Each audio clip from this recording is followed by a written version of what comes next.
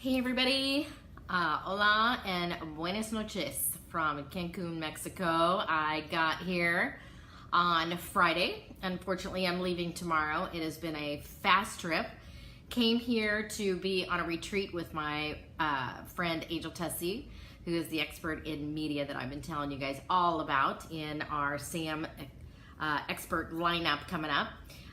So I'm hopping on here just a minute or two early because I want to make sure that everybody on my personal page is going to hop on over to this business page. So I want to make sure I can share it out and hope that everybody joins me here. So I am going to do a little maneuvering here on my phone, hopefully, so I can share it and have everybody join me here. So excited. I stepped away from dinner with the group so that I could come on live, as I always promise that I will do at this time every Monday. And my iPad seems to be working beautifully with this whole technology, the Wi-Fi here. My phone, not so much. Not sure what that's about, but I'm working with it. So I'm just gonna hang out here for a few seconds, tell you guys I've been having a great time in Cancun. It is lovely to be here, and if you guys have never been to Cancun, Mexico, it is just really, truly one of the most beautiful places to go. It's super simple to get here. The resorts are amazing. The staff at this one I'm at is called the Now Jade. I've posted it several times. I highly recommend it, and I've been to several resorts here. So I hope that you guys get a chance to do that and get away. And here's what I'm going to tell you about retreats, you guys. The reason you go on retreats, because they're a big thing right now, and I'm getting ready to offer 2 of my own retreats this year. One in San Diego the end of July and another one in Aspen, Colorado in September. The reason you invest in yourself and you go on retreats, even though at the time that you do it you think, oh gosh, can I afford to do that? Can I take the time away to do that? You go on retreats because only when you get out of your environment is when you hunker down, do the work, and make the biggest breakthroughs. So I have decided to start doing retreats. I haven't done them in many, many years, but I'm going to start doing them this year on specifically helping people dive a lot deeper into their vision, straight down into their purpose, to get them locked and loaded on their legacy that they want to create their life to look like, making some major breakthroughs, because only environments like this can you make those kind of breakthroughs. And just get people away. And what happened here on this retreat, of course, is that these people now know each other. They've connected. They now have accountability partners. They know that they are locking arms with each other. And not only did they do some really amazing work and had a whole lot of fun, because half the day was work, half the day was hanging at the pool, that they've got some people now who know their vision and know their purpose and their game plan, and now also know their media plan, because that's what Angel's been doing for the past 2 days. So anyway, thank you guys for joining me. Let me know you're here. Hi, Chris. Good to see you. If you're watching the replay, let me know you're watching the replay. Drop replay in the comments. I'm trying to share this out on my personal page, and it's not coming up on my phone. So that is no big deal. So I'm going to keep going. So here's the thing, you guys. I've been talking about stories all week. And hey, Angel Tessie, thanks for the love, girlie, especially during dinner with your tribe. I've been talking about stories all month, and this is a big deal, you guys. Whether you think about it or not, stories are a very big deal. And I've been doing a lot of work on my own personal stories, getting rid of those walls. And to define story means that you're stuck in something that you're not aware of, or maybe you're aware and you're just not working on it. Stories are something I learned about a long time ago. When I was moving up the ranks of my network marketing company, Arbonne, I hit the wall, I hit the ceiling to reach the highest level in the company for 4 years. 4 years, you guys, I struggled to break through and get to the next level. And it wasn't that I was working hard. As a matter of fact, I was running circles around a lot of the people that I was in the company with. I was working way too hard, and they were just catapulting to the top. And it wasn't until I learned that I had some serious stories going on inside my brain that were keeping me stuck, that I made the breakthrough. And I'm going to tell you the beautiful part about stories. Once you number one, realize that stories are a real thing, because a lot of people want to go in denial about that. So the first thing is that you have to acknowledge that stories are a real thing and you have them. Second thing is that you have to own them. You have to sit down and say, you know what? I have them. They got here and I'm the only one who can break down those walls and get through them. And the third thing is you have to go to work at it. And going to work at it is where we separate the men from the boys, because most people, even if they acknowledge that stories are a real thing and acknowledge they have them, when they come to looking in the mirror and understanding what their stories are, most people back away. It's very, very scary. And I understand that. Hey, Heather, thanks for joining me. So here's what I want to tell you guys, and this is why this is so unbelievably passionate for me. So I've started studying Brene Brown. How many of you guys know Brene Brown? I've heard about her for a long time, and I've never read any of her books. I'm going to be honest, but I'm going to read every single one now. But the first one I picked up that I've been listening to is The Power of Vulnerability.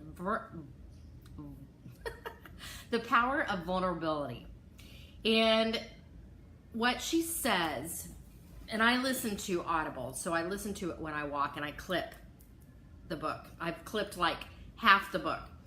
She said something that really stopped me in my tracks that I want to share with you.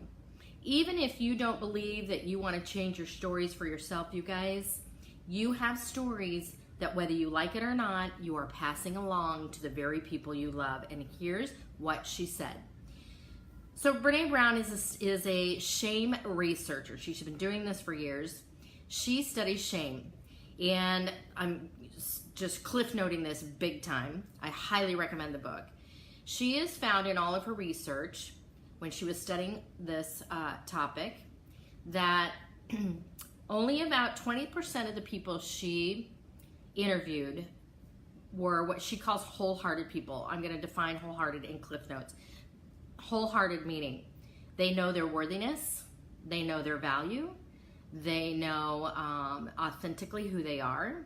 They aren't living in any shame or judgment or guilt. Wholehearted people.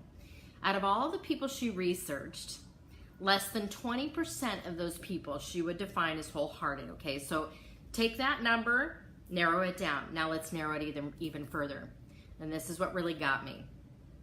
She said out of the 20%, only about 25 to 35% of those people heard their worthiness growing up.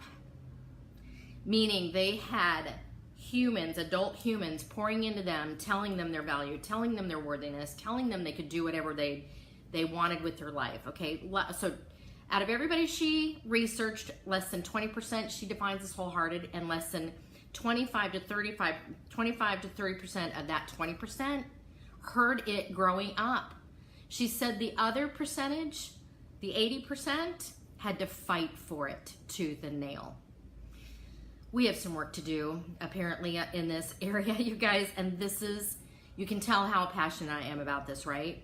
We have work to do, because I thought about all the stories that I've carried around and thought, oh my gosh, like how much of that did I pass on to my kids without even knowing it? And it's the last thing I want to do is straddle them with my stories that they will take and diminish them to carry that story on and then pass it on to their people, which diminishes those people even more, which is why I did the whole Russian doll syndrome Sunday reflection yesterday on my personal page. If you didn't catch it, go back and listen to it. You guys, what we are raising up right now, little by little, if we're not adulting, if we're not showing up as grown-ups and we're not dealing with the stories that we have, the legacies that we want to pass on to these people is not possible. Because what we're doing is straddling them with a whole bunch of head trash. Does this make sense, and does it hurt anybody else? Because it hurts my heart. You know, it's interesting. We were sitting around the pool yesterday after we did one of Angel's workshops, and we were watching a lot of the people in the pool who generally, when you come to an all-inclusive resort, there's a whole pack of them that end up getting in the pool at 10 a.m. and they're there until 6 p.m. They never leave the bar. Angel and I were talking about how they must go deaf throughout the day because it gets louder and louder and louder.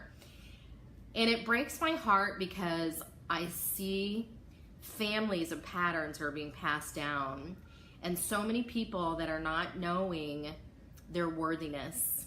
And I don't want to judge, but you can tell by some people's actions and how they're behaving and what they're saying when they're talking to each other that they're not aware of what they're not aware.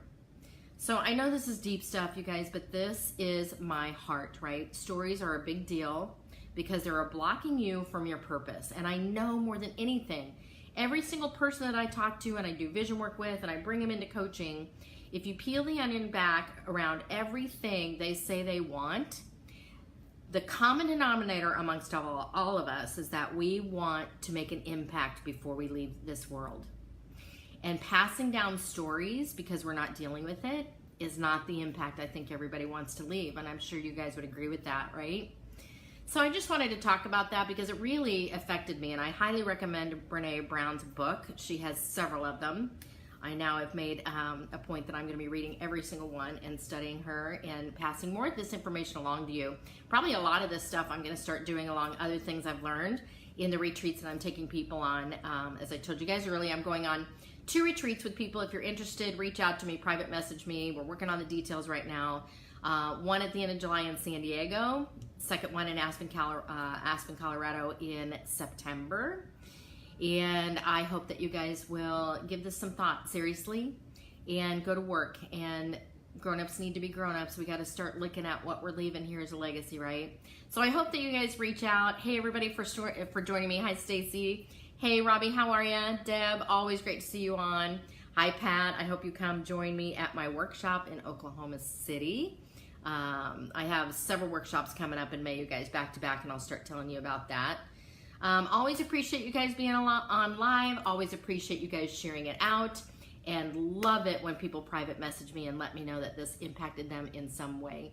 So I got to get back to dinner, but wanted to come to you live from Cancun. Hey, last thing I want to tell you, next Monday, my live is my birthday. So I hope that you will join me on my birthday live because I have some pretty fun stuff planned.